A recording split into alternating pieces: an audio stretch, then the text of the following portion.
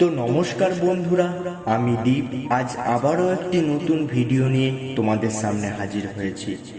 তো বন্ধুরা, আমাদের জীবনে সফল হতে গেলে আমরা যেমন খুব কঠোর পরিশ্রম করি, ঠিক তেমনই আমাদেরকে জীবনে কিছু পেতে হলে আমাদেরকে ধৈর্য ধরতে হবে।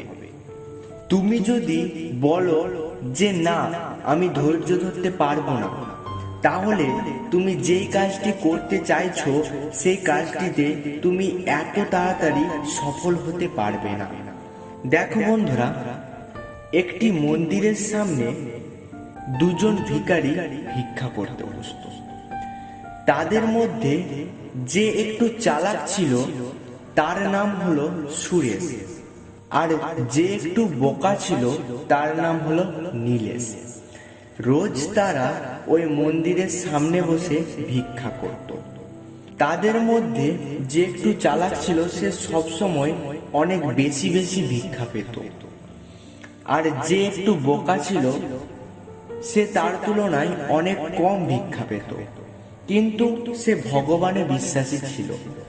সে রোজ ভাবত যে ভগবান তাকে একদিন সবকিছু দেবে, তার সমস্ত দুঃখ কষ্ট দূর করে দেবে। আর সে দিনের পর দিন ধৈর্য ধরে বসে থাকত। সে ভাবত যে কবে সেই দিনটি আসবে। সে সবসময় সত্যের পথে চলত। একদিন একজন খুব বড়লোক ব্যক্তি সেই মন্দিরে পুজো দিতে আসে।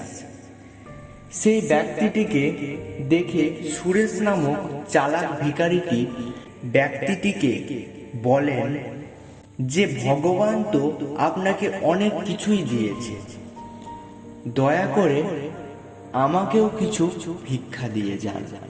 কিন্তু অপর ভিখারিটি সেই ব্যক্তিটিকে দেখে মনে মনে ভাবে যে ভগবান একদিন আমাকে ঠিক দেবে, আর সে তখন চুপ করে বসে থাকে। তখন সেই ব্যক্তিটি দুটো থালাতে ভাত তরকারি নিয়ে আসে, যাতে ওই দুটি ভিখারি পেট ভরে খেতে পারে। কিন্তু ব্যক্তিটি তার মধ্যে একটি থালাতে একটি সোনার আংটি ঢুকিয়ে দেয়, দিয়ে সেই ভিখারিটিকে দেয় যে ভিখারিটি তাকে ভিক্ষা চাইছিল, তার প্রশংসা করছিল।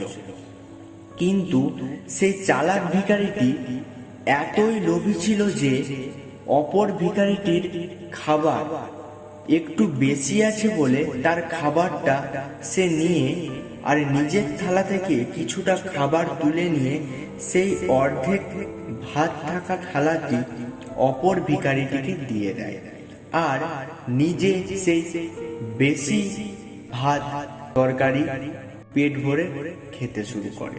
কিন্তু অপর ভিখারিটি মনের দুঃখে সেই অর্ধেক ভাত থাকা থালাটি নিয়ে চলে যায়। যখন কয়েকদিন পর আবার সেই বড়লোক ব্যক্তিটি মন্দিরে আসে, তখন সে দেখতে পায় যে তাদের মধ্যে একটি ভিখারি আছে, যে ভিখারিটি একটু চালাক আর একটু লোভী। তখন সেই ব্যক্তিটি তাকে জিজ্ঞাসা করে যে তোমার সঙ্গী কোথায়, তাকে তো দেখতে পাচ্ছি না।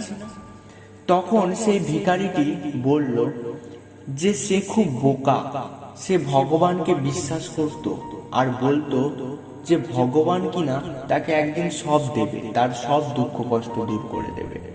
তখন সেই ব্যক্তিটি বলল যে বোকা সে নয়, বোকা হচ্ছ তুমি। ভগবান তার কথা শুনেছে এবং তাকে দিয়েওছে, এবার তার সমস্ত দুঃখ কষ্ট দূর হয়ে যাবে। তাই বন্ধুরা, একটা কথা মনে রাখবে যে ভালো সময় আসতে সময় লাগে, কিন্তু তার জন্য তোমাকে ধৈর্য ধরতে হবে। তাই বন্ধুরা, একটা কথা মনে রাখবে যে ভালো সময় আসাতে সময় লাগে, কিন্তু তোমাকে ধৈর্য ধরতে হবে। তুমি একদিন ঠিক সফল হবে, কিন্তু তোমাকে ধৈর্য ধরতে হবে আর পরিশ্রম করতে হবে।